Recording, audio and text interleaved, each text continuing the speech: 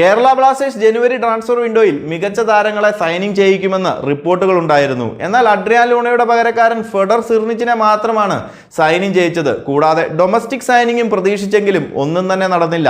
അതിനിടയിൽ പെപ്പറയ്ക്ക് പരിക്ക് പറ്റുകയും ബ്ലാസ്റ്റേഴ്സ് ഗോകുലം കേരളയിലേക്ക് ലോണിൽ വിട്ട താരം ഇമാനുവൽ ജസ്റ്റിനെ തിരികെ വിളിക്കുക മാത്രമാണ് ചെയ്തത്. എന്നാൽ ഇപ്പോൾ കേൾക്കുന്നത് ബ്ലാസ്റ്റേഴ്സിന്റെ യുവതാരങ്ങളായ ബ്രൈസ് മിറാണ്ടയും വിദ്യാസാഗറും ക്ലബ് വിടുന്നുവെന്നാണ്. എന്നാൽ ഇതിന്റെ സത്യാവസ്ഥ ബ്രൈസ് മിറാണ്ടയെ ബ്ലാസ്റ്റേഴ്സ് പഞ്ചാബ് FC ലോണിൽ നൽകുന്നുവെന്നാണ്. ബ്രൈസ് മിറാണ്ടയുമായി 2026 വരെ നിലവിൽ ബ്ലാസ്റ്റേഴ്സിന് കരാർ കാലാവധിയുണ്ട്. ബ്രൈസ് മിറാണ്ടയെ സംബന്ധിച്ച് പഞ്ചാബ് FC ലോണിൽ പോകുന്നത് നല്ലത് തന്നെയാണ്. പ്ലേയിങ് ടൈം താരത്തിന് ലഭിക്കും. ബ്ലാസ്റ്റേഴ്സിൽ നിന്നാലും താരത്തിന് അവസരങ്ങൾ കുറവായിരിക്കും. വിദ്യാസാഗറിന്റെ കാര്യത്തിൽ നിലവിൽ ഒരു കൺഫർമേഷനും വന്നിട്ടില്ല.